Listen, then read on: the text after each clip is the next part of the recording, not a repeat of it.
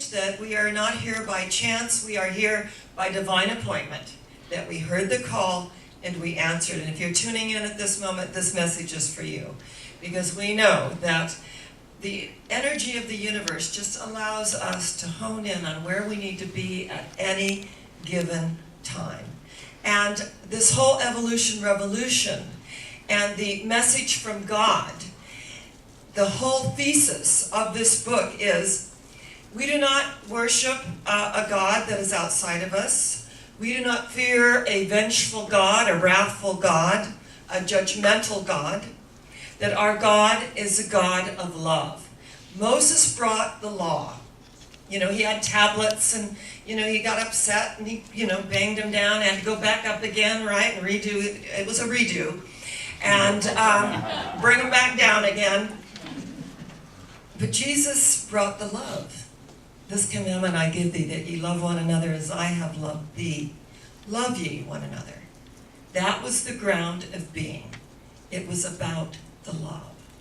And energetically, when we come from that space of love, that all the things in our lives, and we come here on a journey, each and every one of us, we come here on a journey to learn unconditional love. And it's interesting because my father passed on July 8th. And it took me a lot of years to reconcile what we went through in that experience with such domestic violence and the energy that we grew up in. And my sister responded by taking her own life. My mother drowned her sorrows in prescription drugs and alcohol. And I heard a different calling. Now it's really interesting because we all come in with a certain destiny. And one of the things that I feel that we can shift when we hear about karma and we hear about our contracts we have, we can shift karma. That there is a power in the universe greater than we are. We are using it every single day of our lives, and to use it consciously and to say, you know what? I don't need this suffering or this pain any longer. Ernest Holmes said, we learn through intuition and inspiration rather than bitter experience. But most of the time, we learn through bitter experience. And we learn not to do that because that does not feel good. That does not create an energy and a vibrational frequency of love. So we learn, we grow, we unfold. And I've always been fascinated with Mount Everest. And when I was in India, I heard of the Tibetan Buddhists coming to India to Mount Kailash. And it's known as the seat of Shiva. Shiva is the goddess that destroys. Now, it's interesting, the three gods in Hinduism, Brahman, the creator, Vishnu is the balancer, right? And Shiva is the destroyer. And life is about letting go. And as we let go and let all those things in our life return to their native nothingness from whence they came, so a new energy can arise. And I always say that when I feel, that people, places, and things have left my life, and what happens is when we release old energy, on the horizon, people, places, and things come in at a higher vibrational frequency. That's just the way it is. And sometimes it's just really like go with God, but by all means go, right? We did this already. I love when Beverly Sills had this necklace, IDTA, and everybody would say, IDTA, what's that mean? And she goes, when anyone comes up and says, why aren't you singing in the opera? You were so fantastic, we loved you, how could you go? She goes, IDTA, and go, IDTA, what's that? I did that already. I don't need to do that anymore. IDTA. So a lot of us, we've run our numbers, we've had the stories.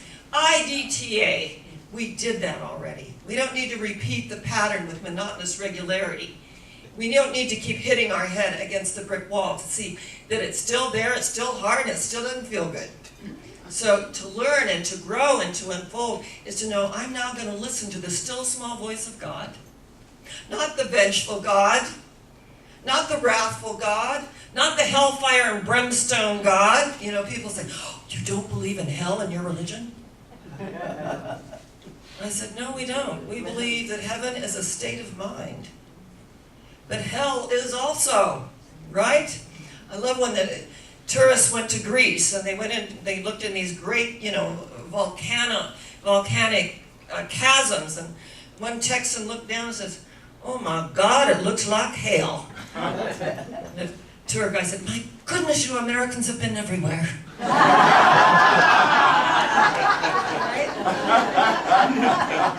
Passed each other on the way, right? Caught us coming and going. And so, no, we don't believe. We go through hell. We have those experiences.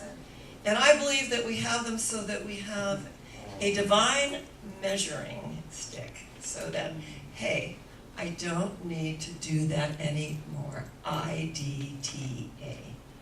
And when we get it, that the evolution revolution has nothing to do with any kind of violence, it's the revolution within us. It's Mount Kailash, where all the Tibetans come, and they come in great trucks, and they set out, if they're lucky, they have a tent. Most of them sleep in the freezing with their coats and maybe a blanket out in the open air so that they can cleanse themselves. Many prostrate themselves. They do a whole thing where they do a prayer and then they prostrate themselves. And they get nodes, on their wrists. From one monk went 3,000 miles to go to Bodh Gaya to sit under the Bodhi tree and hear the Dalai Lama. And he said that there were times he was hungry, there was times that he was thirsty, there was times that, he couldn't sleep, and there were always someone that came and offered food and drink and lodging. And he said, I don't want to make too much of a fuss, and his dialect needed 2 interpreters because he was in Indo-Tibet, which was beyond the Tibetan Republic, went 3,000 miles to travel to sit under the Bodhi tree and listen to the Dalai Lama. I thought, what devotion. And to say, I have found serenity. Look how blessed we are. Be still and know that I am, the great I am, God. We are co-creators with God. God is our source, the ground of being. And to realize, know ye not that ye are all gods, a little lower than the angels, Jesus said. And what's so interesting is that people, and I've been fascinated with the mountain climbers of Mount Everest from all over the world. And the first person that, he struck his flag on Mount Everest and had made it. And people, why do they do that? And they risk their lives, and many lose their lives doing that. That Mount Everest is within us. That Mount Kailash is within us. That we are conquering something within ourselves. And they did a character study of some men from Australia that made that journey. And many of them did lose their lives. One of the guides said, we need to go down now. And the guy said, look, I can see it. I'm in walking distance of the summit. Please let me go. And so he just gave way, and he said, I'll go with you. And he put his flag at the top. And then an amazing storm came, and they did not make it down the mountain. And I thought, greater love than no man hath that will lay down his life for his friend. That we believe that energy is neither destroyed nor created, it changes form. So we are deathless, timeless beings of light. That we have a responsibility to ourselves, to each other, and ultimately the planet. The planet in which we live and move and have our being. This place that we live. And to begin to really honor it. When I'm out, and I see trash on the ground, I, just pick it up and throw it away and just know it may not be much, but it's something. We can do something right where we are with what we have, right? And the tools that we have been given. And to create an energy field and a frequency of love. I saw a man today who didn't have a smile, so I gave him one of mine. We can always give something. I went to a fundraiser yesterday, Pets on Parade, for Pegasus, the horses, and we used to have horses when we lived in the forest. Lady Love, who was just this amazing horse, that every once in a while she took it in her mind to go under low branches. So when I would see low branches, she had me conditioned that I would just lay down, in case she became really headstrong and went under that low branch. So, I had gotten knocked off enough, because she's always acting, very, very serene and like she's enjoying it, and suddenly, under that low branch, knocked me off, it was kind of like, I'm done, you're off. So she conditioned me. And what happens in life is that when we see the low branches, we don't have to get knocked off. We've done that already. IDTA, I did that already. That we begin to listen. And as we listen and we open and we recognize that we're following our intuition in a way that we have never quite done it before, so that we don't have to say, oh, if I'd only listened to my intuition. The still small voice of God is our intuition. So when you get that little, that little flutter, the universe agrees with me. I'm getting some feedback on it. Love that when that happens, reconfirmation. That we listen and we act. And faith without works is dead. But if you have the faith as a grain of mustard seed, and you say to this mountain, this obstacle, this situation, this problem, this challenge, remove hence. We're done. It does. Because with God, all things are possible. And I have seen it over and over and over again in my own life. And the day that I forgave my father was the day of my freedom. So that when I could think of our lives, that I was being prepared for something. That I was being prepared for the energy of the work that I do. And believe me, when you're in public life, you hear it all. And it's interesting to be a woman in my position is really interesting as well. I wouldn't get half of what I've gotten if I were a man, and I really mean that. I talk to my male colleagues, he goes, and Dr. Clayton used to say, if you weren't, 35 years ago, he was saying, if you weren't so beautiful, intelligent, and brilliant, you wouldn't have half of this stuff. I'm editing. And so I would just, have to go within and make it all right with me. Because we have to be who we are. And to be who we are not is so inauthentic. We have to be who we are. So when we come into the world, we have a destiny to fulfill. And in our own quiet way, we have our daily life that, remember, is our temple and our religion. I'm up here sharing what you've always believed and known. I'm up here publicly sharing it. And it's a reaffirmation within your own heart and soul. Yeah, I know that. I live that. I got it. We come together to recognize and reconfirm and address what works and release what no longer works for us. Because it's not about right and wrong. And I love that Neil Donald Walsh says this in the book. It's not about right and wrong. It's about what works and what doesn't work. So, when we beat ourselves up, all that flagellation that we learned, beating ourselves up.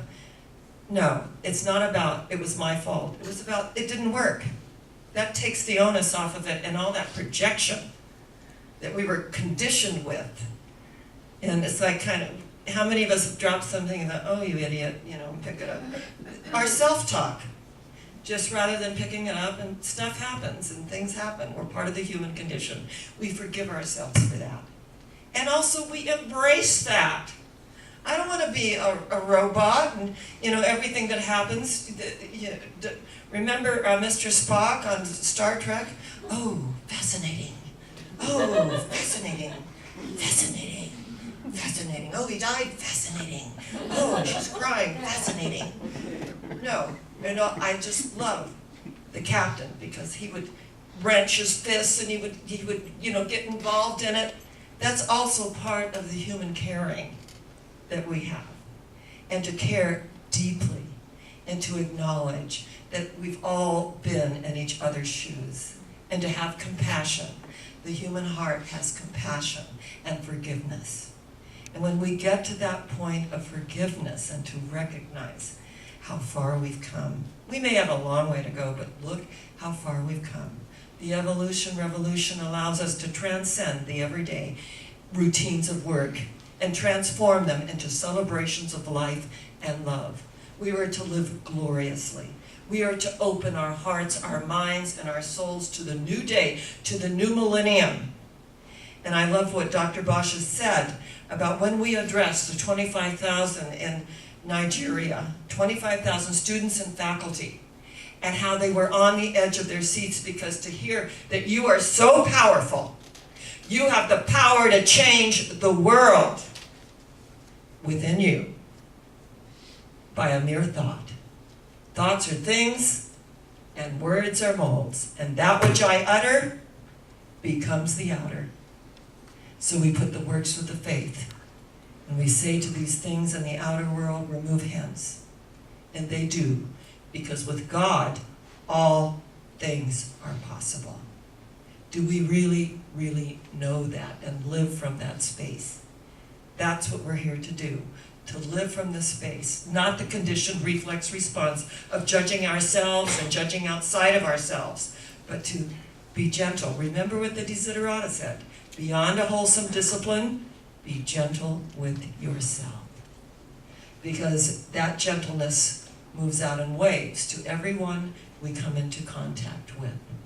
And when I was at the Pets on Parade yesterday, and I saw how everyone, there was so much love in the room for their pets. And, these little pets are adopted. And we're on death row, and everyone, cares for them and loves them energetically. And I thought, we live in a pretty amazing place, that the caring for each other, the caring for the little four-leggeds, the caring for our planet, but it all begins with ourselves. It begins in this moment of time.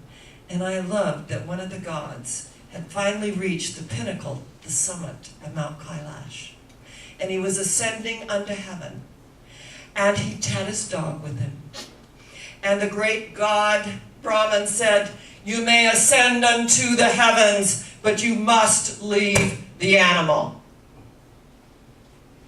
And the god man looked at his animal in those eyes, and he said, then I will not ascend into heaven. I will not leave my trusted friend. And the great Brahman opened the heavens and said, enter. You have proved your love for all living things. This was a test. So as we are inclusive. We include every living thing.